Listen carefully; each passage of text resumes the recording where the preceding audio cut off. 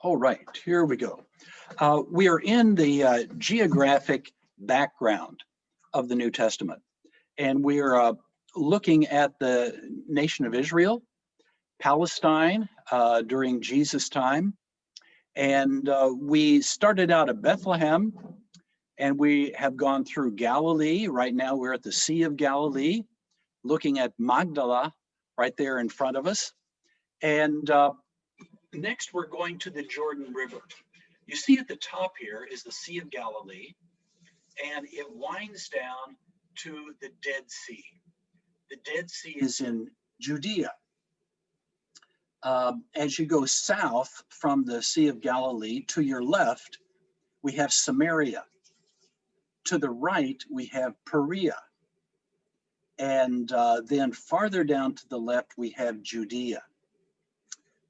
On the right side of the Sea of Galilee, and going a little bit underneath it, we have what's called the Decapolis, 10 Gentile cities that were there. So that is where Jesus cast the demons into the pigs, and they ran down into the sea. This is the way the Jordan River looks now. Now, you know, this is the site of where John the Baptist baptized, and also Jesus' disciples baptized at the very beginning. And many people want to be baptized in the Jordan River. I have not been baptized in the Jordan River, but I did baptize some people there.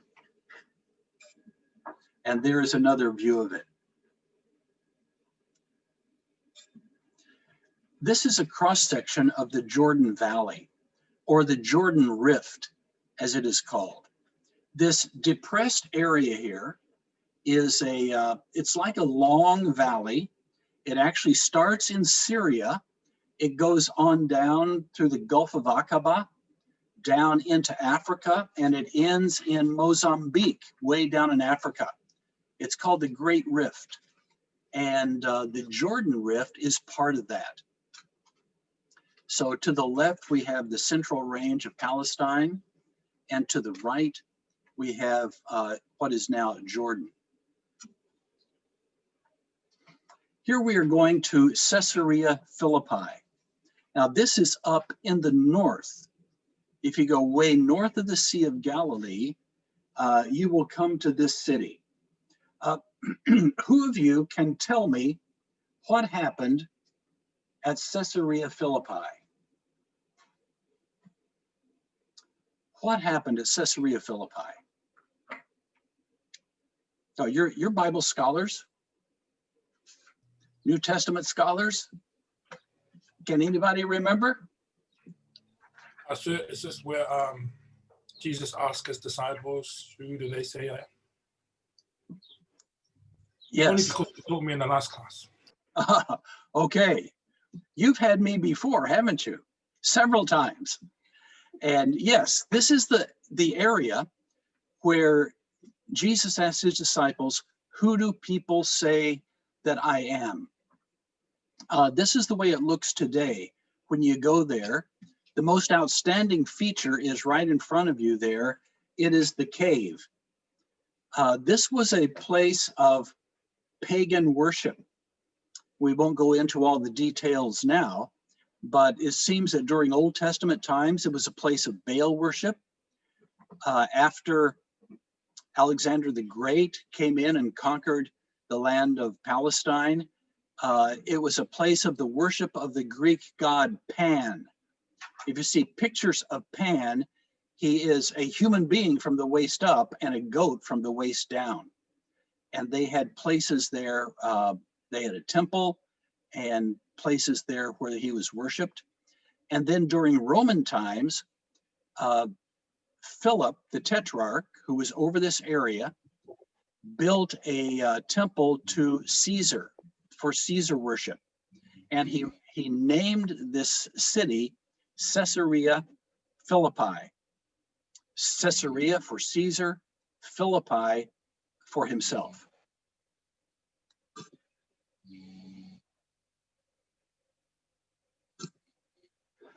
This is a niche. in the wall there near the cave, a niche that held undoubtedly a statue of the god that was being worshipped at that time.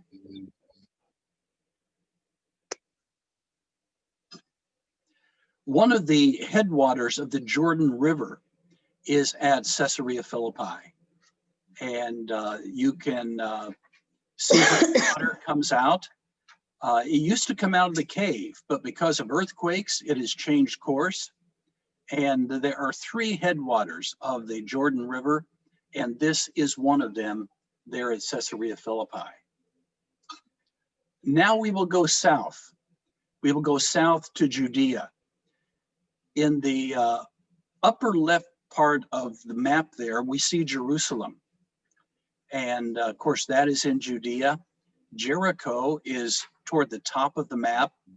And then we have here the Dead Sea. Most of the way down on the left, we have the fortress of Masada. Here is a picture of the Dead Sea that I took from Masada. And so we just have some pictures of the Dead Sea here. And it is dead. There is no outlet. Water only comes in. And there are many minerals there. The water is so heavy that you can float on it. And so, that's a great tourist attraction, to go and float on the Dead Sea. You won't sink to the bottom. And of course, I had to do it when I was there as well. This is the Judean desert seen from the fortress of Masada. This is looking down onto the desert there, and you will see there is hardly any vegetation. You can see a few, let me see. I don't know if you can see my cursor there, the arrow, or not. There's a little bit of vegetation in these dry riverbeds, but that is all. And it is very, very arid. It is an area like this where Jesus went to be tempted for 40 days. More shots of the Judean desert from Masada. If you will look on the left side, right near the left edge toward the middle of the picture, you'll see a square there. And that is a Roman encampment when the Romans took Masada. They sieged it, and then they took it, and that was in probably AD 74.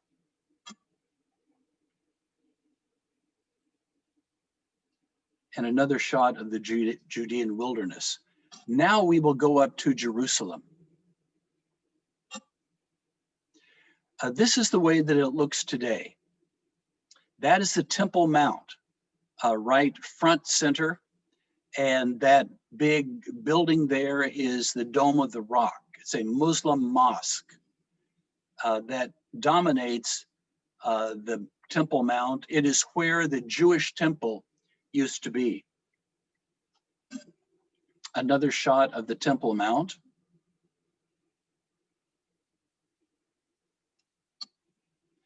This is the Kidron Valley.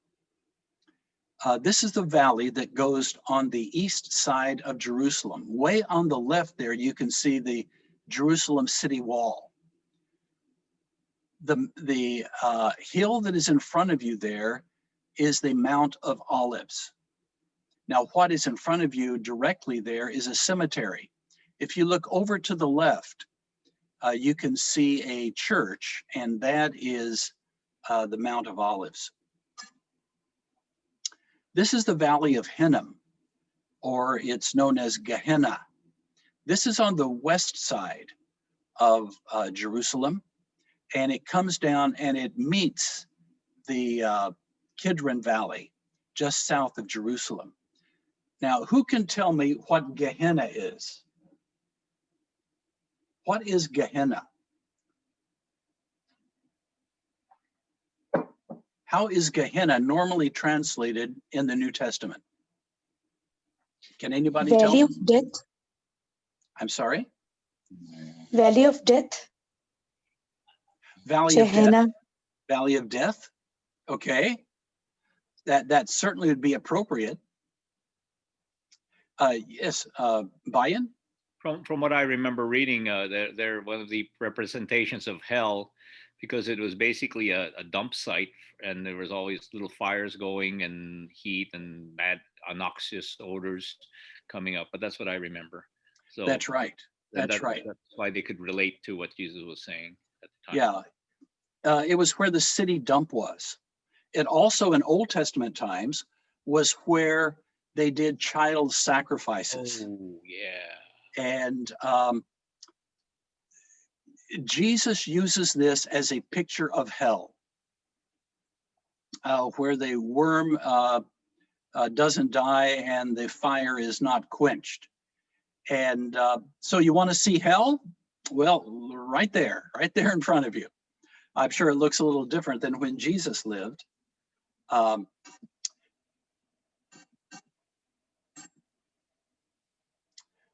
Dickie and I, the last time we were there, we wanted to go to a certain place, and we wanted to go down around the west side of Jerusalem and find this place, but we got lost.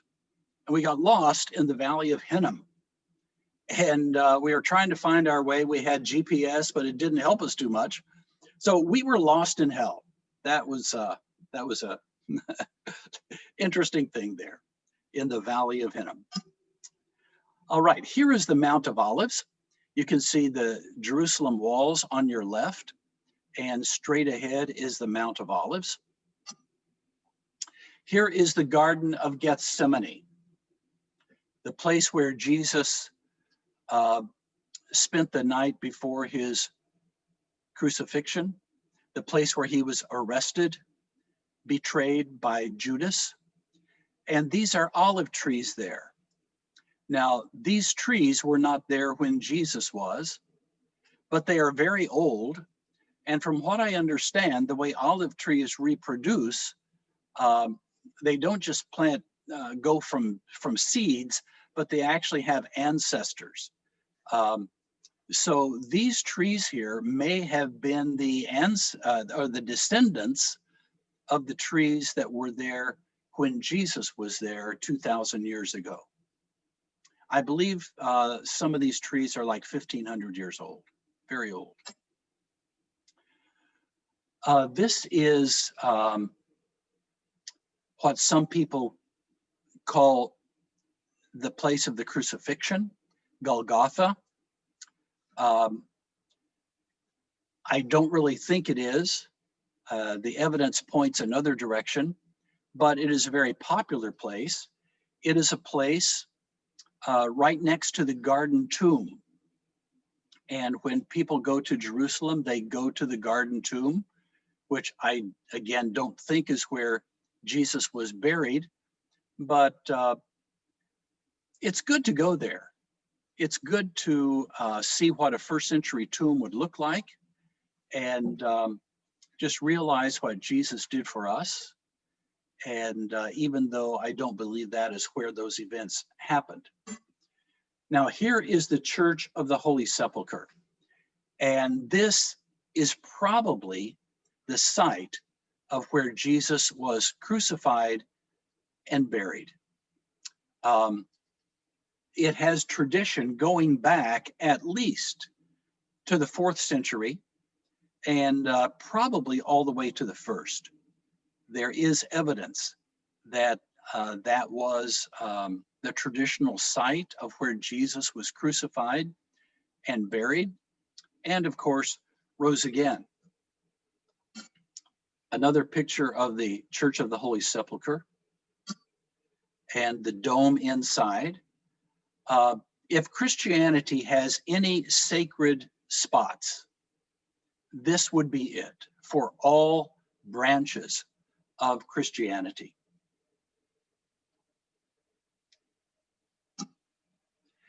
Now we're going to just very briefly look at the Roman Empire. We will look at the geography of the rest of it when we go to the various places where the Apostle Paul went. But this is the way the Roman Empire looked at the time of Jesus. You will see that it surrounds the Mediterranean Sea. Its borders were the Atlantic Ocean on the west, the Rhine and Danube rivers on the north, Parthia on the east, and the Sahara Desert on the south. It extended about 5,000 kilometers from England to the Persian Gulf and Upper Egypt. The Mediterranean Sea during the first century was considered a Roman lake. All right. Do you have any questions or comments? I just wanted to give a general geographic overview of the New Testament.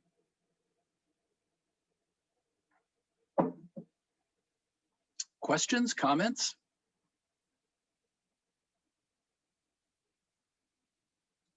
All right.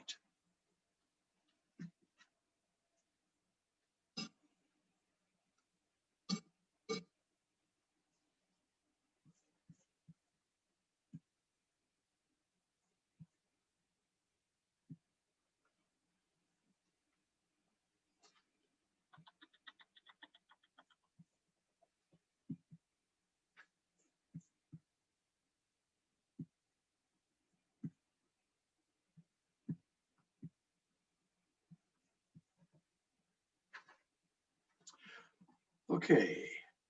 We will then go to the historical background of the New Testament.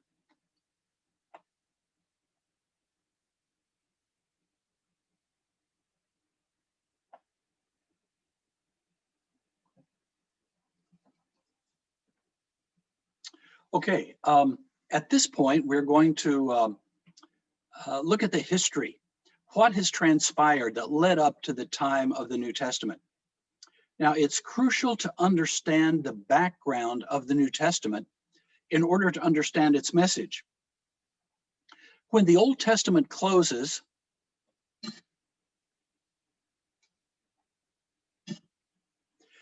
the major world power is Persia under Darius. But as we open our New Testament, we see that now Rome is the world power. Everything that happens in the New Testament happens against the background of the Roman Empire. Jesus was born at Bethlehem because of an enrollment called for by Caesar Augustus. Whether or not one should pay tribute to Rome was a live political and theological issue in Jesus' day. Jesus was sentenced to death by a Roman prefect. He was executed by a Roman form of execution. And I just have a note here, the role of prefect came to be known as procurator under Claudius. The Apostle Paul, the most important spreader of Christianity after Jesus himself, was a Roman citizen. The book of Acts is an account of how the gospel went from Jerusalem to Rome. When it ends, Paul is under house arrest in Rome under the surveillance of a Roman guard. In the book of Revelation, we see a Rome that is turned against the church and is savagely persecuting it.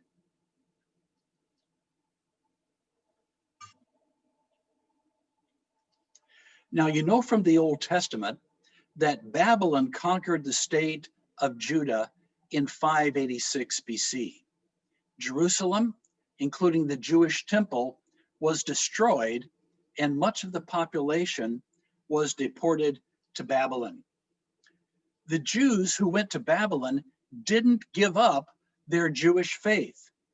Even though they could no longer sacrifice in the temple, they studied the law and observed the teaching of the law as much as they could.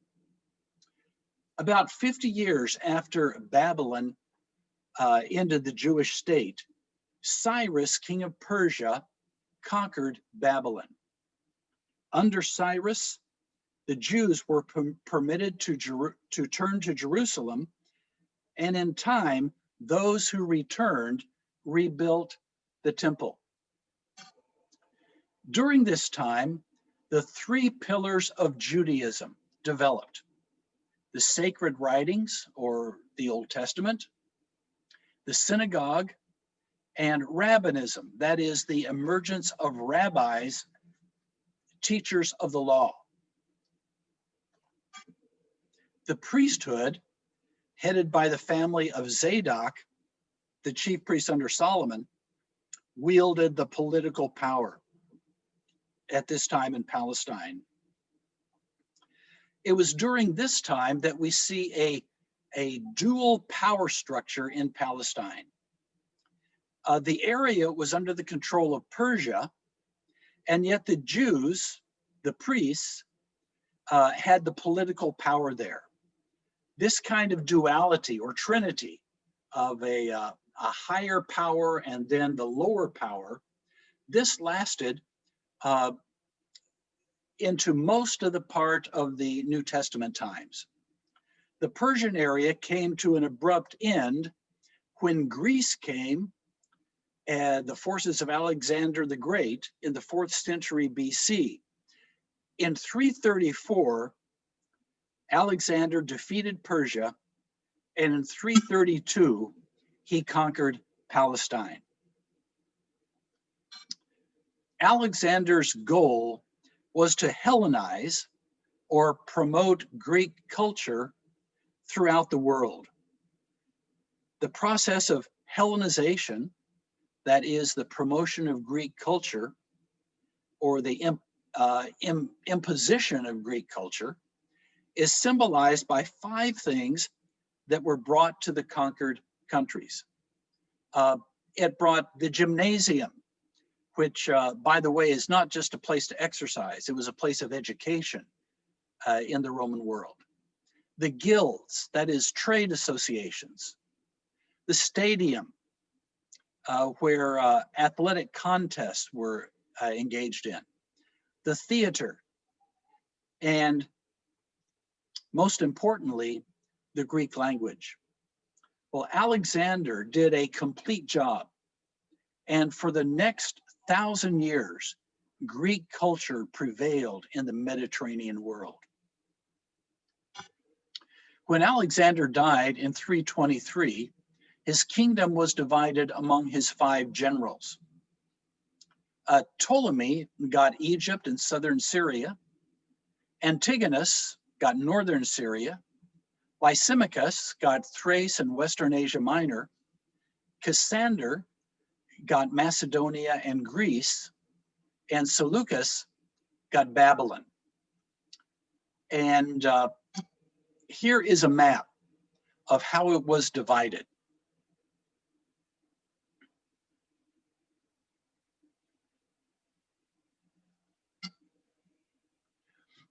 In 301 BC, Seleucus defeated Antigonus and took control over his territory, and that resulted in 4 kingdoms instead of 5. The most important rulers over Palestine at this time were the Ptolemies from Egypt and the Seleucids from Syria. Palestine was mostly under the control of Egypt from 320 to 198 BC. In 198 BC, it came under the control of the Seleucid Empire of Syria. Now, under the Ptolemies and the Seleucids, Palestine was given quite a bit of political autonomy. The country was under a foreign governor, but Judea was considered a temple state. Its law was the law of Moses, and its rulers were the priests. So the Ptolemies ruled over Palestine for 122 years, 320 to 198 BC. And generally, the Jews did well under them.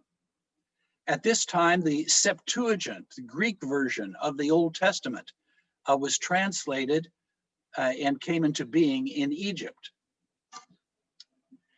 In 198 BC, Syria defeated Egypt and took over Palestine under Antiochus III. Antiochus IV, or Antiochus Epiphanes, as he was called, meaning the manifest God, came to power in 175 BC. He appointed as high priests the ones who bribed him with the most money. The priest at that time was Onias III, a Zadokite priest. Now, by Zadokite, we mean that he came from the family of Zadok, the priest under David and Solomon. His brother Jason offered a bribe to Antiochus in exchange for being appointed high priest. And he won it. He was given the high priesthood. Jason attempted to impose Greek culture on Jewish society. After that, a man by the name of Menelaus offered Antiochus a greater bribe, and he was made high priest in the place of Jason.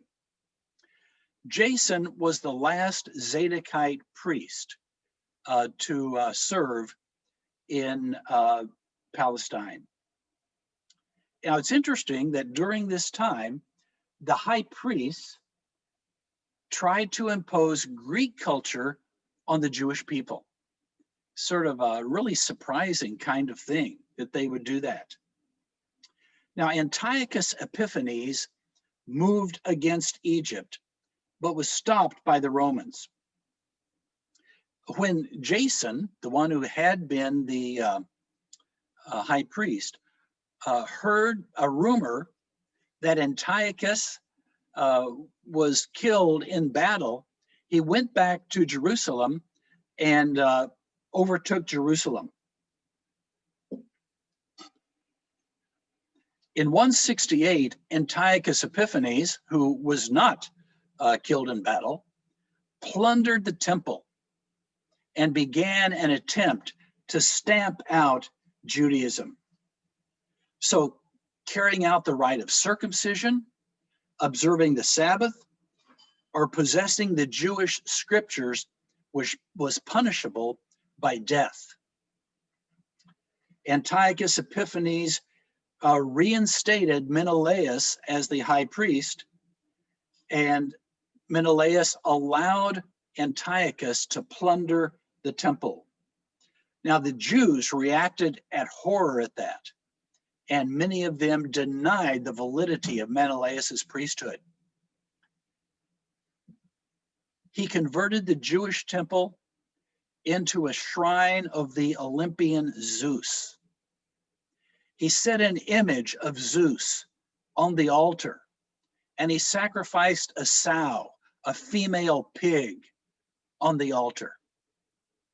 For 3 years, this abomination of desolation, as Daniel and as Jesus, to use their terminology, as long as it stood there, it was there for 3 years.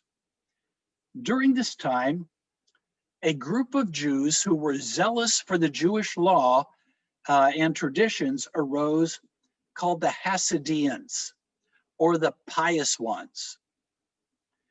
And they later gave rise to the Pharisees. In 167 BC, when an elderly priest by the name of Mattathias in the city of Modin refused to obey the command to offer heathen sacrifices and killed the king's agent and demolished his altar, the Maccabean revolt began, 176 BC. For a year, Mattathias led a group of vigilantes or guerrilla fighters who fought against the Hellenism that had been imposed by the Syrians, to the point of they forcibly would circumcise children. So that's how zealous they were for the Jewish law.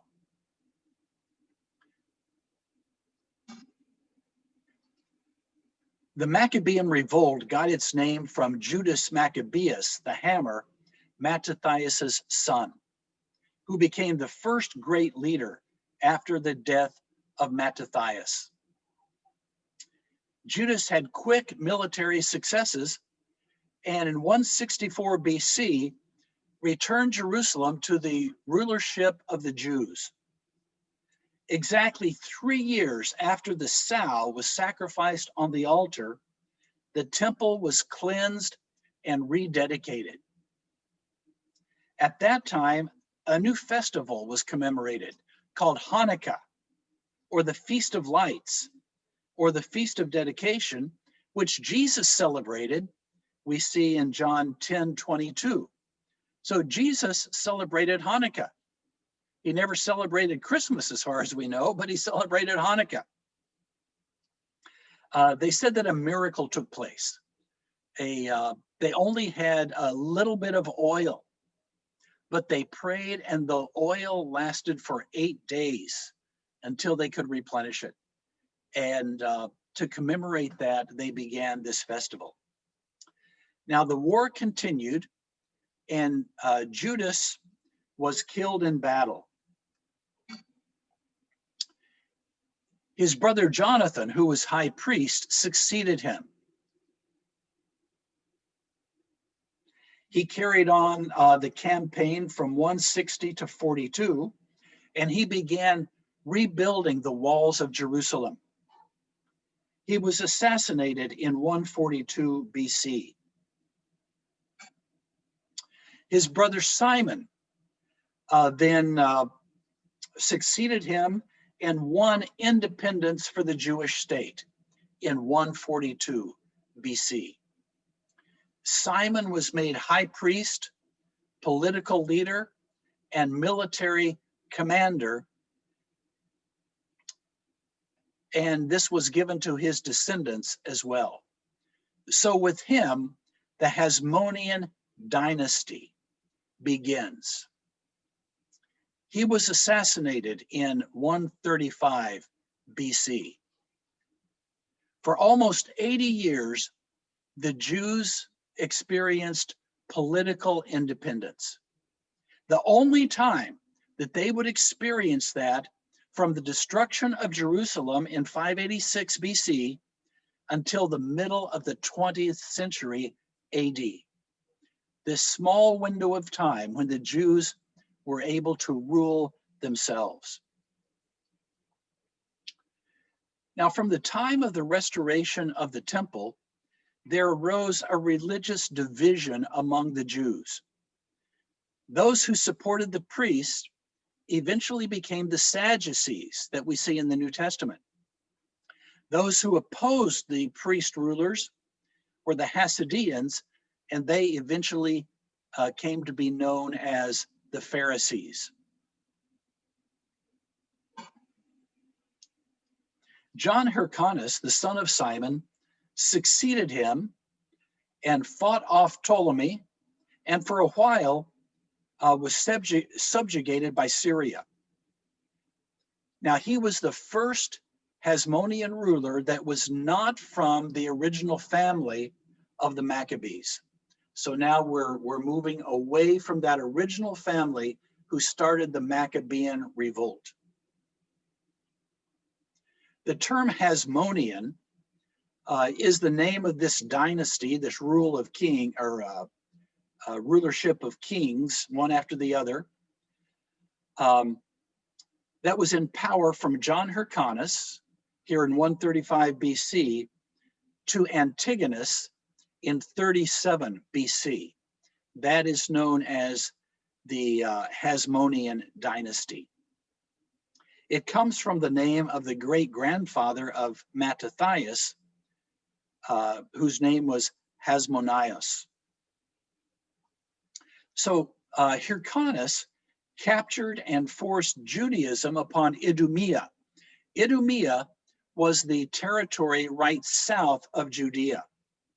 But little did he know that 1 century later, an Idumean would replace the last Hasmonean ruler on the throne.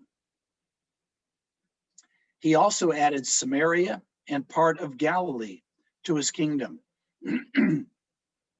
Hyrcanus sided with the Sadducees and opposed the Pharisees. In terms of character, one person has called him an unprincipled vandal. And one thing that we will see with several of these Hasmonean rulers is that they were not pious, God-fearing people who, more than anything, wanted to keep the law and please God. They were, excuse me, pretty bad people, many of them. John Hyrcanus was succeeded by his son Aristobulus I, who ruled for only 1 year. He was the first Hasmonean ruler to take the title of king, and he remained as high priest. Now, Aristobulus was paranoid. Do you know what I mean by paranoid? Always fearing that people were out to get you, afraid, had to look around and see who was following you and what they were going to do.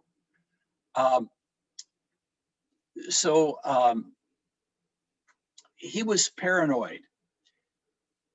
Let's see, did I go there? Went the wrong way. Okay.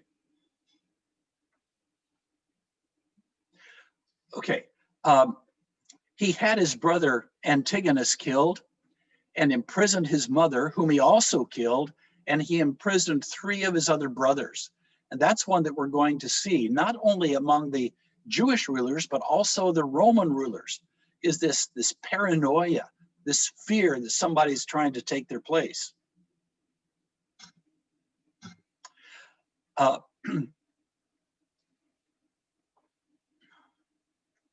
At his death, his wife Salome freed those brothers of his that he had imprisoned, and she married the oldest brother, Alexander Jannaeus, who succeeded Aristobulus.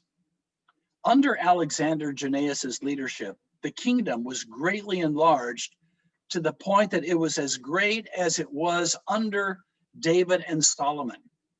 So this is the way his kingdom looked, going all the way up to the north there, going down through Idumea on the south, the same kingdom that David and Solomon had. Now, he exhausted the nation's wealth to establish his personal power and to carry on his military conquests. His kingdom was torn with internal strife. He was at odds with the Pharisees, and at one time he had 800 Pharisees crucified. He arranged a banquet in front of the crosses and had the wives and children killed in front of those who were being crucified. Now, this was not a nice guy. Now, he later changed his policy, and through his wife, Salome Alexandra, made peace with the Pharisees. At Jannaeus's death in 76 BC, his wife Salome Alexandra succeeded him and had a prosperous reign. Now, why is it that the women have the prosperous reigns here and not the men? She was a wise and good and prudent ruler. Now, because she was a woman, she couldn't be high priest. And so her son, Hyrcanus II, served as high priest. When Salome Alexandra became ill, and it was apparent that she was approaching death, her son Aristobulus took the initiative and threatened civil war if her favored son, Hyrcanus II, succeeded her. Now, Hyrcanus II was not very ambitious or energetic, and after some fighting, he conceded, and Aristobulus II took over the rulership of Palestine. But another person who was to have great influence himself and through his descendants entered the scene, an Idumean by the name of Antipater.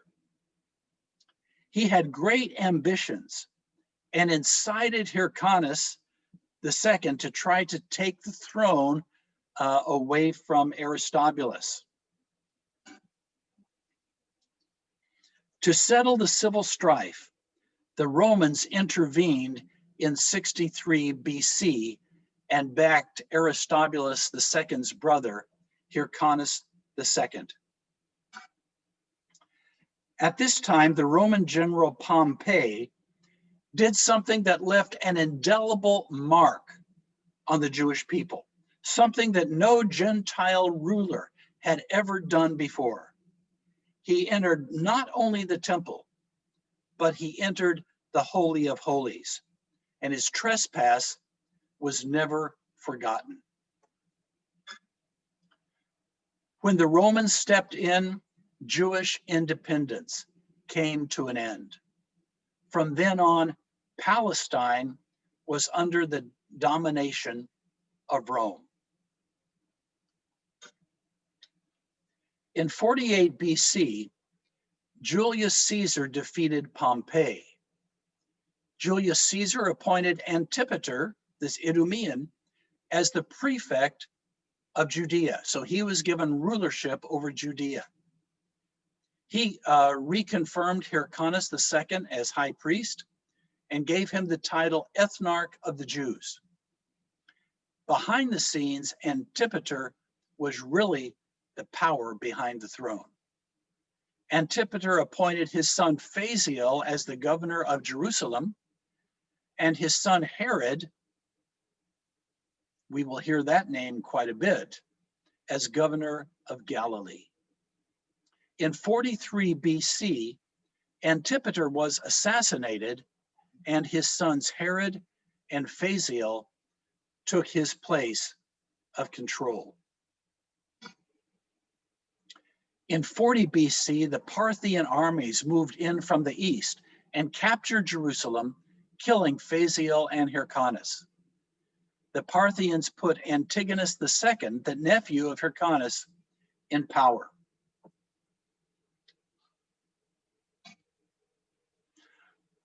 Now here we have the Hasmonean dynasty. And let me see if I can get my pen out here. Hold on a second.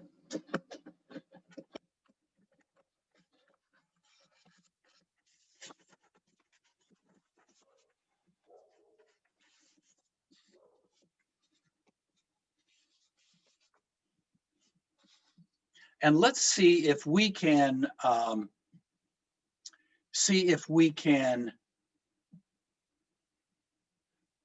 look at how this goes here. It starts with Mattathias. Okay, that's a 1 there, in case you can't tell. Can you see the 1? Okay. When he died,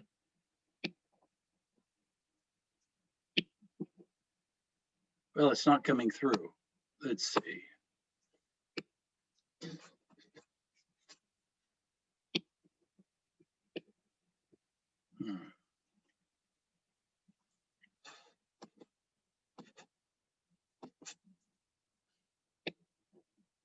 Okay. I'm not getting it to write. Hold on just a second, and let me see if I can get it.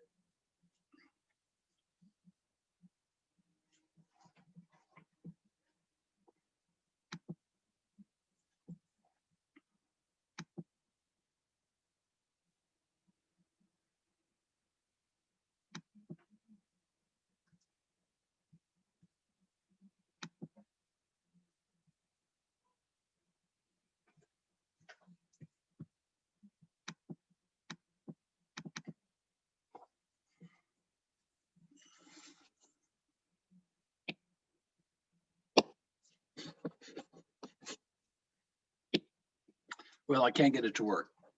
Okay.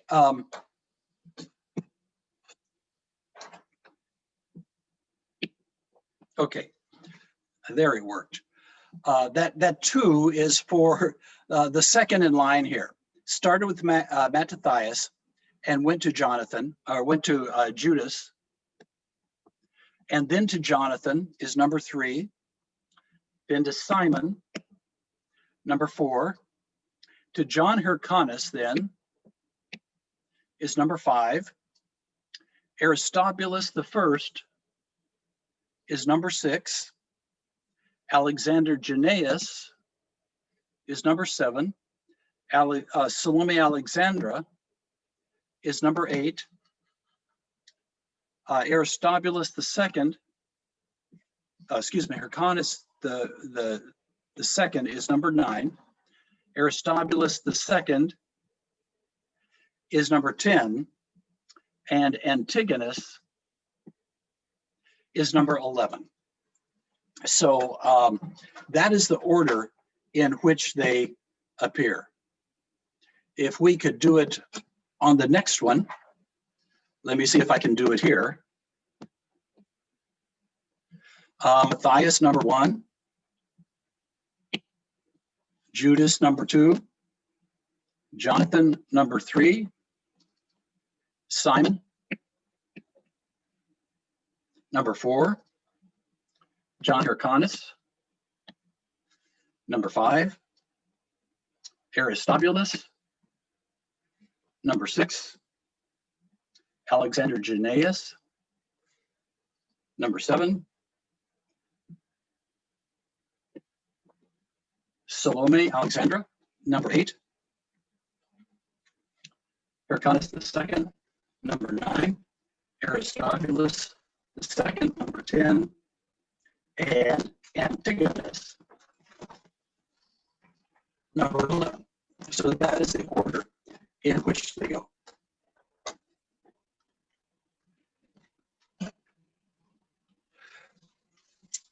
In 37 BC, Herod, backed by Roman troops, recaptured Jerusalem, and Antigonus was executed.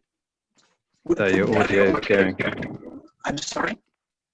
Your audio is going great. Okay, hold on.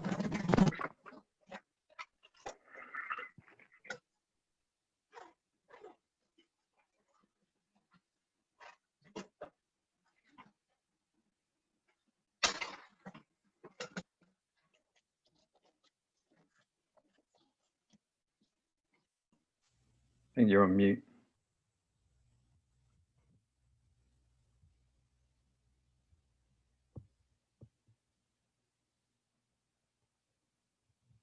Can you hear me? Yeah, perfect. Okay, it's on now. Okay. It just took it a minute, I guess, to adjust. All right.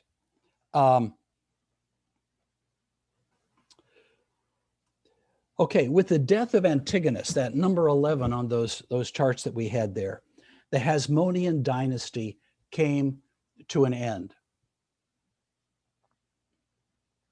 Herod appointed Hananiel as high priest, the first non-Hasmonean high priest, since Simon became high priest just after the Maccabean revolt. But even though a descendant of the Maccabees was not on the throne,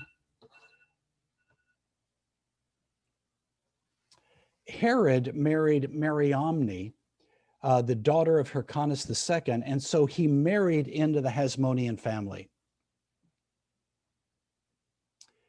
So at this point, the place of rulership by Rome was in Syria, and they ruled Palestine through Herod. Okay, it's time for a break. Let us take a 10-minute break here, and we'll come back in 10 minutes.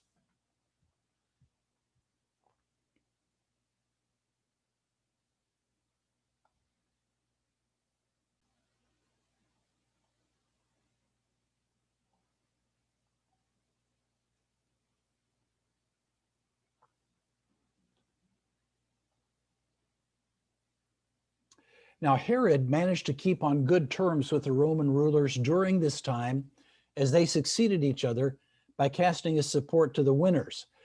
He was a lucky guy. You know, if he had supported the wrong ones, he probably would have been out on his ear.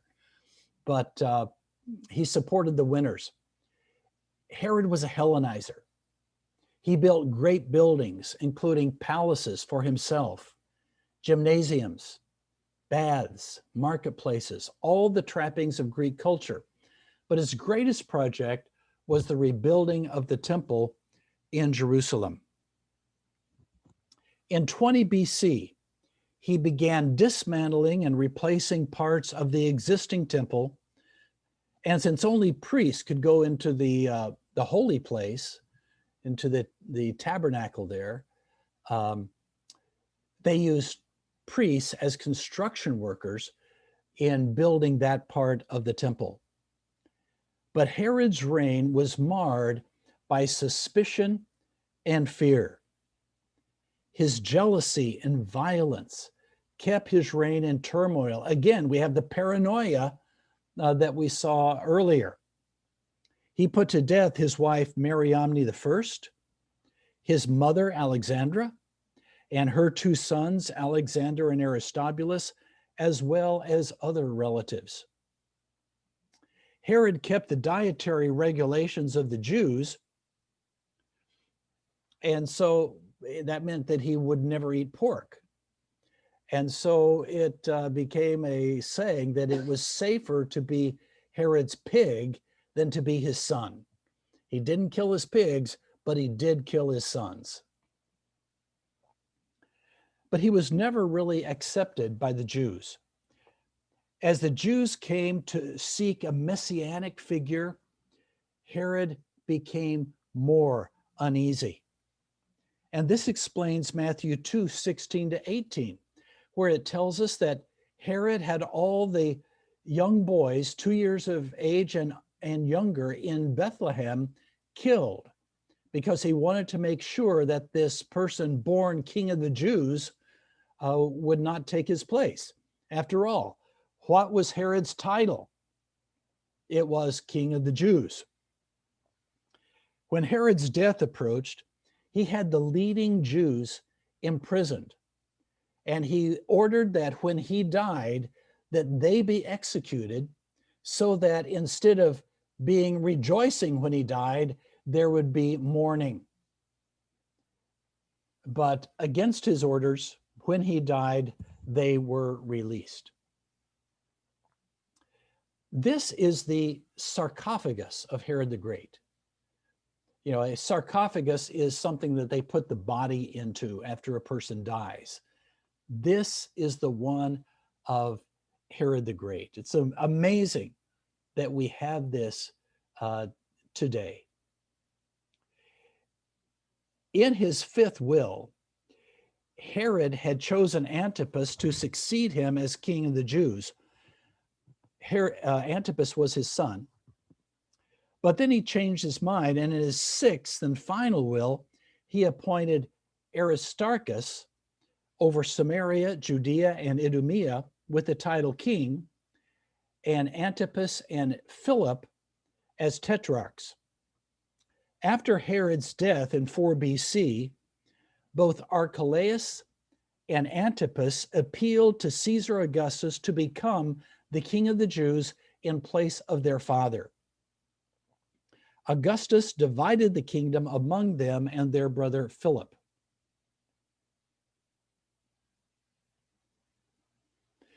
And this is the way it was divided. The area just sort of yellow down on the lower left part is Samaria, Judea, and Idumea under Archelaus. The area right above that and to the right there, Galilee and Perea, was under Antipas. And then the area up to the right, Sir, we can't see the map. you can't see the map. Yeah. Can any of you see the map? Yes, I can see the map. yes. Can see. Okay. Rachel, I don't know what the problem is. I think everybody else can see it.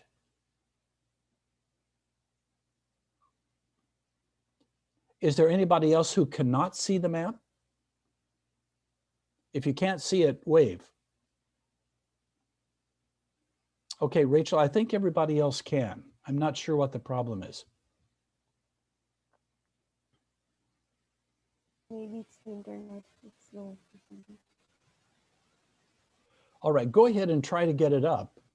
And if you can't, you can get it on the recording. Okay. The area to the upper right, Gaulonitis, Batanea, Trachonitis, and Oronotus, this is all under Philip the Tetrarch. So the three sons of Herod were apportioned part of Herod's empire. Let's look briefly at these three rulers. First of all, Herod Antipas, 4 BC to AD 39. This is the years that he reigned, and he reigned over Galilee and as well as Perea. Now, Herod Antipas is simply called Herod in the New Testament, and he was a lot like his father. He was a great builder, and unfortunately, he had his father's problems as well. Now, let me just say a word about the term Herod in the New Testament. 3 different people in the New Testament are called Herod.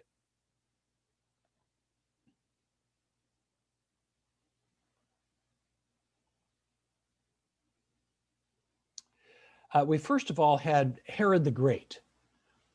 And this is the Herod that is in power when Jesus is born. He appears in the infancy narratives. Then we have Herod Antipas. He was the son of Herod the Great, and he's also called Herod the Tetrarch. He appears in the Gospels after the infancy narratives and in Acts 13:1.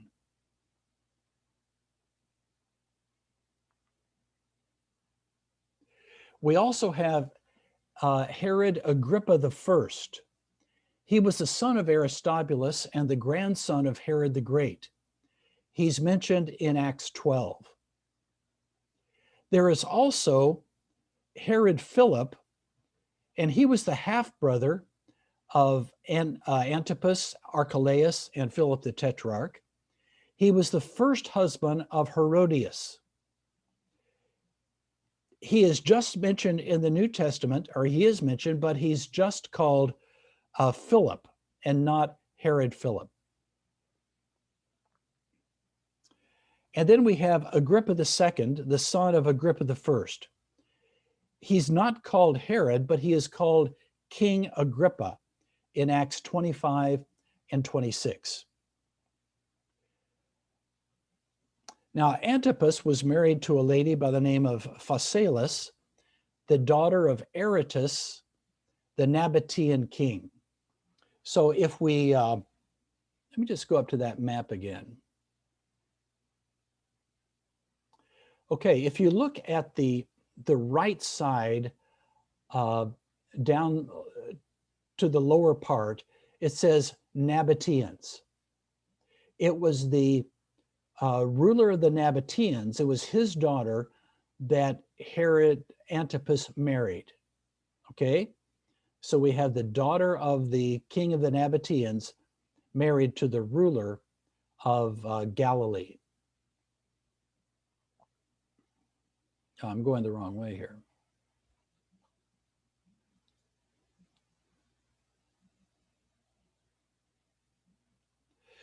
Okay.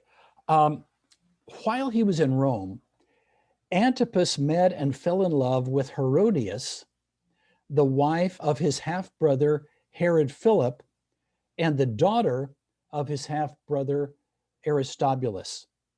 So she was his sister-in-law and his niece. They fell in love. She divorced Herod Philip, and Antipas divorced the daughter of the Nabatean king, and they got married. Now, this whole scenario upset the Jews. They found it very offensive. John the Baptist condemned Herod for doing this, and Herodias made sure that he was executed. You remember the story, how Herod called together the leaders of Galilee, and he had a big banquet, and Herodias's daughter, Salome, danced for them, and it so pleased Herod that he said he would give her whatever she wanted, up to half of his kingdom. She didn't know what to ask for, so she asked her mother, Herodias. And guess what Herodias asked for? Well, you all know, for the head of John the Baptist. And so Herodias made sure that John the Baptist was taken out of the way. Well, neither did Antipas's ex-father-in-law, the king of Nabatea, appreciate it. He declared war on the tetrarchy of Herod, and eventually he defeated its army in AD 36. Now, when Herod Antipas heard of Jesus, he thought it was John the Baptist come back from the dead. And we also have this account given in Luke 13, 31 and 32. At that time, some Pharisees came to Jesus and said to him, "Leave this place and go somewhere else. Herod wants to kill you." Herod Antipas. He replied, "Go tell that fox, I will drive out demons and heal people today and tomorrow, and on the third day, I will reach my goal." So he calls Herod Antipas a fox. We also have the following description of Jesus meeting Antipas face to face. In Luke 23:6, at the trial of Jesus, he is before Pilate. On hearing this, Pilate asked if the man was a Galilean. When he learned that Jesus was under Herod's jurisdiction, he sent him to Herod, who was also in Jerusalem at that time. When Herod saw Jesus, he was greatly pleased because for a long time he had been wanting to meet him. From what he had heard about him, he hoped to see him perform some miracle. He plied him with many questions, but Jesus gave him no answer. The chief priests and teachers of the law were standing there, vehemently accusing him. Then Herod and his soldiers ridiculed and mocked Jesus. Dressing him in an elegant robe, they sent him back to Pilate. That day, Herod and Pilate became friends. Before this, they had been enemies. Now, eventually, Antipas was banished to Lyon in Gaul, modern-day France, by the Emperor Caligula in AD 39. And Agrippa I, the brother of Herodias, took his place as Tetrarch of Galilee. Next, we have Philip, the Tetrarch, and these are the territories that he was over. Philip was given the title of Tetrarch, like Herod, which means ruler of a fourth, of a part, the fourth part. Under the Romans, a person who ruled over a province was called a tetrarch. Now, he was a responsible and quiet ruler. He rebuilt the city of Pontius and called it Caesarea Philippi. Caesarea of Philip, it would be the meaning of that. He married Salome, the daughter of Herodias, the girl who danced before Herod. This girl married Philip the Tetrarch. When he died in AD 34, his tetrarchy was put under the control of the Roman leader from Syria, and then in AD 37, it was given to Agrippa I, the brother of Herodias. And then we come to Archelaus, who was over Judea, Samaria, and Idumea. Archelaus sought the title of king from the Roman emperor, but he was not successful. He instead earned the title of ethnarch, which means ruler of the people. Now, it has a little more prestige than tetrarch, but not the prestige of king. Archelaus was an oppressive ruler. His ferociousness made Emperor Augustus remove him from office to avoid a widespread revolt. Archelaus was banished to Vienne, in a city in southwest France. Now, the character of Archelaus can be seen in Matthew 2:22. But when Joseph heard that Archelaus was reigning in Judea in place of his father Herod, Herod the Great, he was afraid to go there. Having been warned in a dream, he withdrew to the district of Galilee and went and lived in a town called Nazareth. After Archelaus was banished in AD 6, Rome made Judea a Roman province under the jurisdiction of a prefect.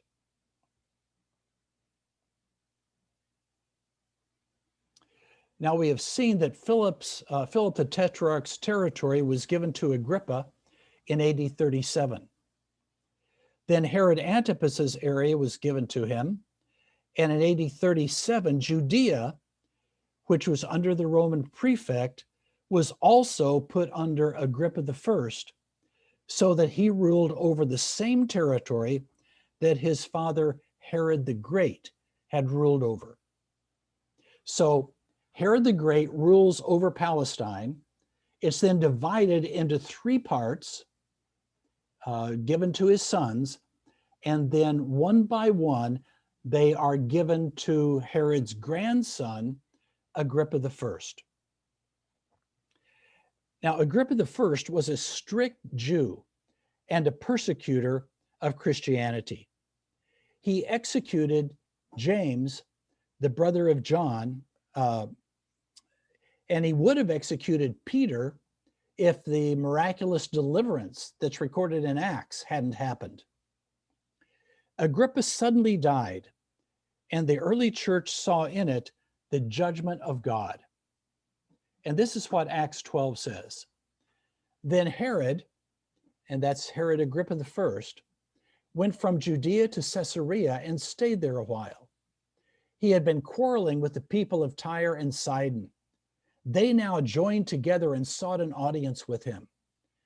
Having secured the support of Blastus, a trusted personal servant of the king, they asked for peace because they depended on the king's country for their food supply. On the appointed day, Herod, wearing his royal robes, sat on his throne and delivered a public address to the people. They shouted, "This is the voice of a God, not of a man." Immediately, because Herod did not give praise to God, an angel of the Lord struck him down, and he was eaten by worms and died.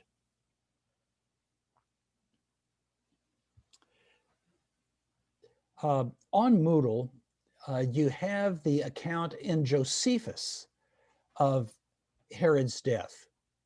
And it tells how Herod came out early morning with the new sun coming up, and he has on a clothing of pure silver and describes how it shines in the sun. And people say, this is a god, not a man, and that kind of thing.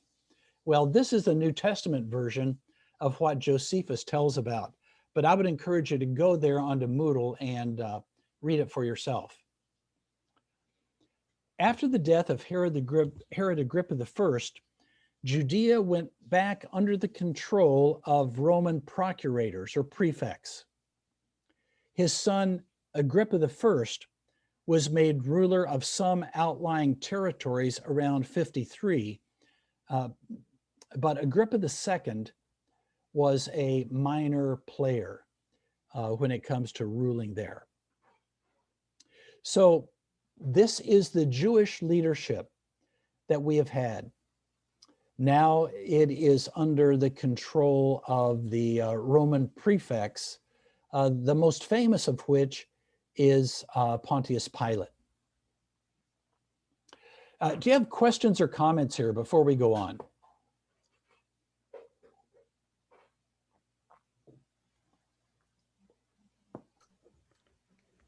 So you mentioned that Herod the Great murdered his sons, right? That's right.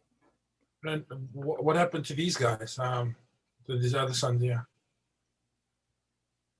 What happened to the three sons? Yeah, yeah. Okay.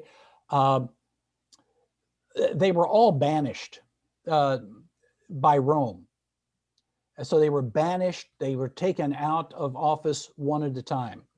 So it was Archelaus first from Judea. He was banished. And then we have Antipas and Philip, who were both banished, incidentally, to France, which is an interesting thing. Different places in what is now today France. What I mean, so why didn't he murder these guys, these other sons? Herod. Well, that's a good question. Maybe his paranoia didn't extend that far. Okay, yeah. Yeah.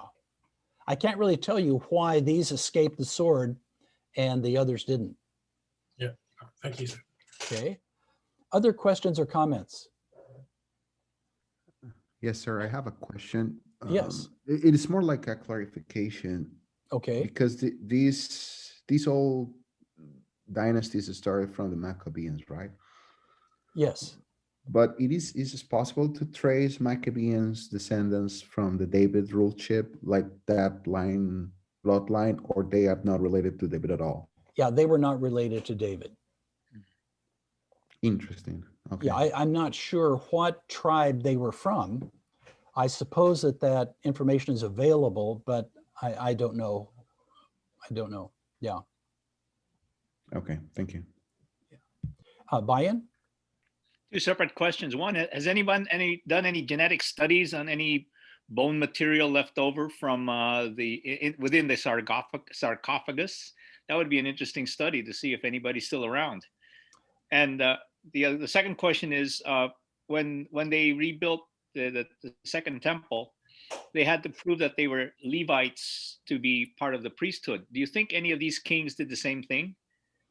Because you said the last Zadok type priest was, I can't remember, way back when the Hashmonean were taken over by Menelaus. There it is. There you go. Yeah. Yeah.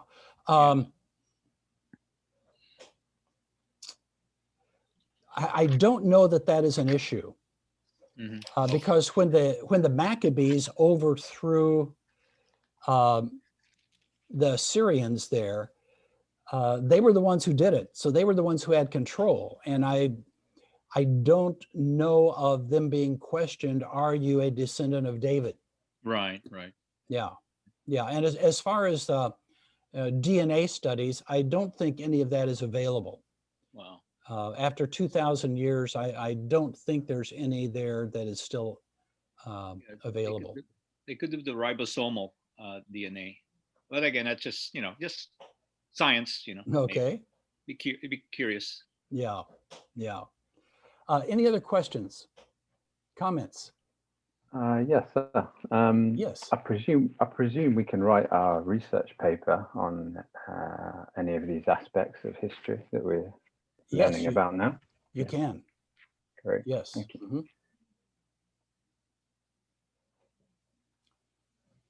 Questions, comments? All right.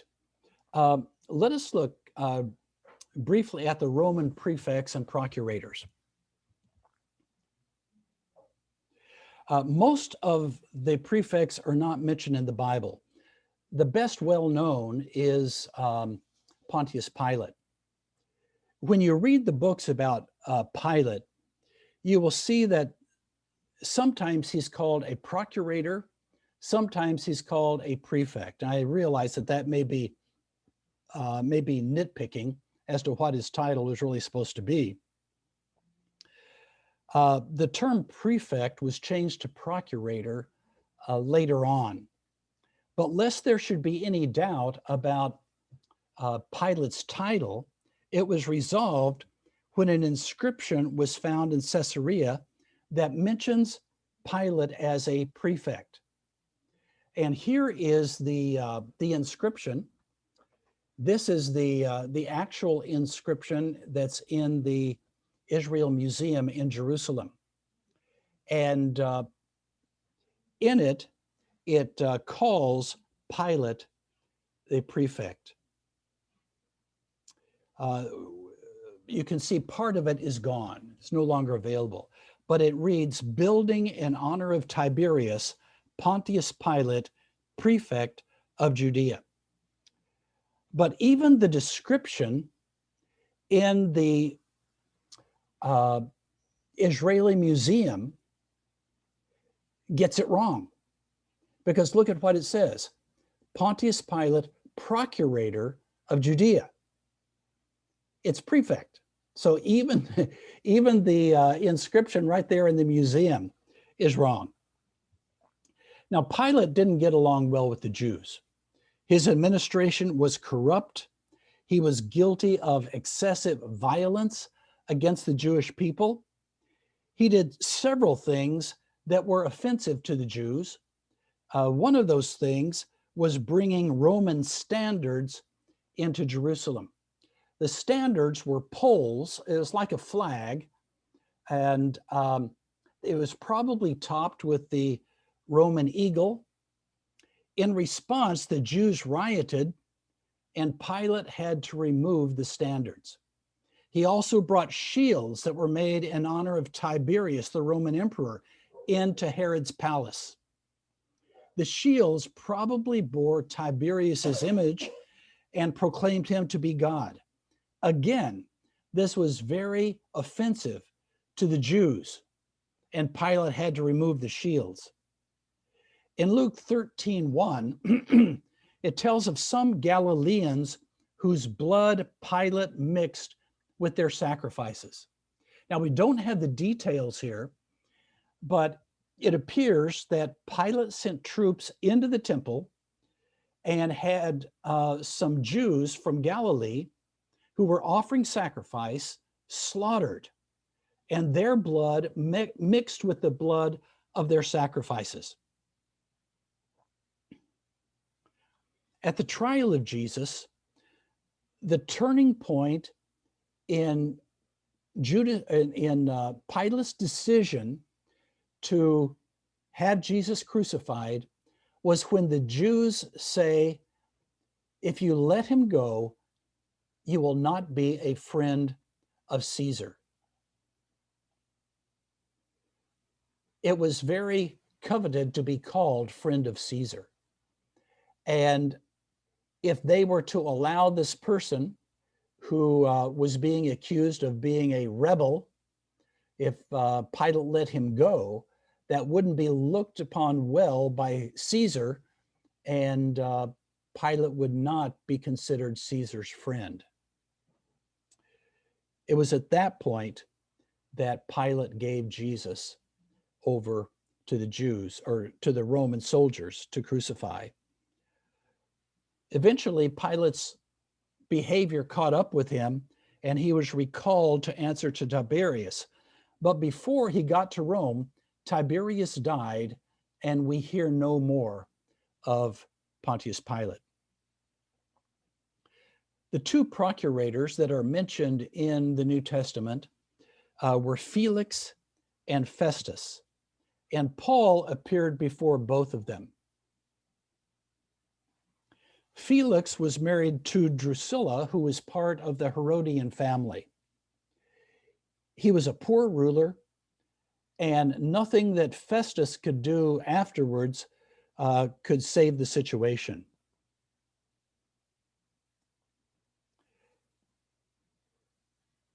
Festus, Agrippa II, and his sister and consort Bernice heard Paul, as it's recorded in Acts. Festus died in AD 62, and before the next procurator was appointed, the Jews condemned and executed the leader of the Jewish church, the Jerusalem church, James, the brother of Jesus. This is AD 62. James is stoned by the Jews in Jerusalem. The procurator Florus, who came to power in AD 65, raided the temple treasury. The Jews were infuriated, and Florus had some of the leading citizens of Jerusalem crucified. And it wasn't long until the Jews were in full-scale revolt. The Jewish Revolution began in AD 66. In AD 70, Jerusalem, including the temple, was destroyed by the Romans. The Roman general Vespasian began the siege of Jerusalem. And while he was doing that, he got word that the Roman emperor had been deceased. And so he left and put his son, Titus, in charge. So it was Titus who actually breached the walls of Jerusalem. In Jerusalem today, you can see the ruins of the homes that were destroyed by Titus's soldiers. One in particular is called the Burnt House and is well preserved. You can see luxurious houses of the chief priests, and we'll take a look at those later. There is an arch, the Arch of Titus in Rome, that commemorates Titus's victory over the Jews. This is the way it looks now. On it, there is a relief depicting the sacking of the temple. Here is a historical record of the destruction of the center of the first century Jewish faith.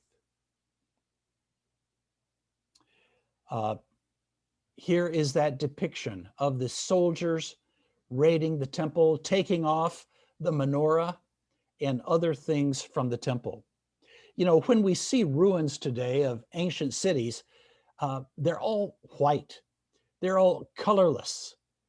But in reality, they were very colorful. I think that we would probably all be amazed if we could be transported back and see the buildings of the first century in Jerusalem, in Rome, in other places, Greece, Athens. They were very colorful. Now, archaeologists have analyzed this depiction here and realized that it was full color when it was new. It has been recolorized. A drawing has been made of what it probably looked like originally. And this is the way it would have been. Another way that the Romans commemorated their victory over the Jews was by minting coins that depicted the defeat of the Jewish nation. Here are coins that show the Roman emperor and Judea. Judea is shown as a woman, and the legend says Judea, or captive Judea. After a 5-month siege, the Romans took and destroyed Jerusalem, and then in AD 73 or 74, took the last Jewish stronghold of Masada. Tradition says that the Christians in Jerusalem at this time fled from Jerusalem and went to the city of Pella in AD 66, and then returned after the war. That may be true, but it can't be substantiated by archaeology. This is the fortress of Masada, the way it looks today. It was an impregnable fortress on the top of a mountain 400 meters tall above the Dead Sea. There were 967 Jewish rebels and family members that were holed up there. The Romans, under the leadership of Flavius Silva, built a siege ramp, and according to Josephus, it was 91 meters high and 155 meters long. The rebels' fate was sealed. There would be no escape. So they determined to commit suicide rather than be captured by the Romans and tortured and their wives raped. And so they made a suicide pact. Each father killed his family. 10 men were chosen to kill the other men. And of those 10, one was chosen by Lot to kill the other 9 and then himself. They have discovered 11 pieces of pottery, broken pottery, with names on them that seem to be the potsherd that were used for lots. One of the names is the name Ben Yair, who was the leader of the rebels there. So these are the potsherds from Masada. All of them died. When the Romans took the fortress, they found only dead bodies. Now it's said that a few of them, maybe 6 or 7, escaped, but the vast majority of them died there. The Romans then destroyed the Essene community in Qumran, and that seems to be the end of the Essenes. At this time, Judea was changed to Palestine. The name changed to Palestine, which means land of the Philistines. Now, the destruction of the temple had a devastating effect upon Judaism. It was comparable only to the first temples being destroyed in 586 BC. The whole religion had to adapt to a completely new set of circumstances. The center and focus of their religion had been destroyed. But in the late 1st century, the Birkat Hamanim, called Benediction of the Heretics, or translated that way, was written in the city of Jamnia. It included what was called the 18 benedictions, which was prayed in every synagogue service.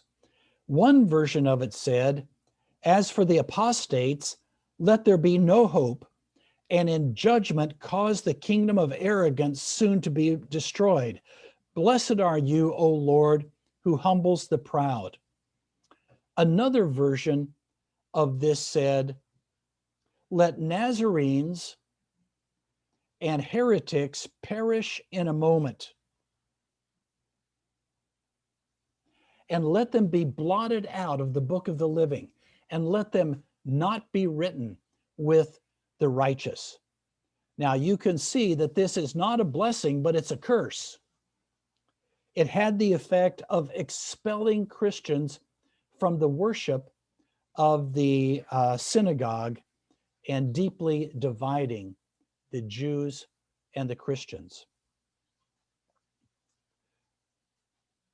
Now, the Jewish hope for nationhood didn't die easily. The last attempt at revolt was led by Bar Kokhba, or also called Ben Kosaba, the son of the star. And this was in AD 135, after the law of Hadrian forbade circumcision and proposed to build a temple of Jupiter on the site of the temple in Jerusalem. So Bar Kokhba led this revolt against Rome.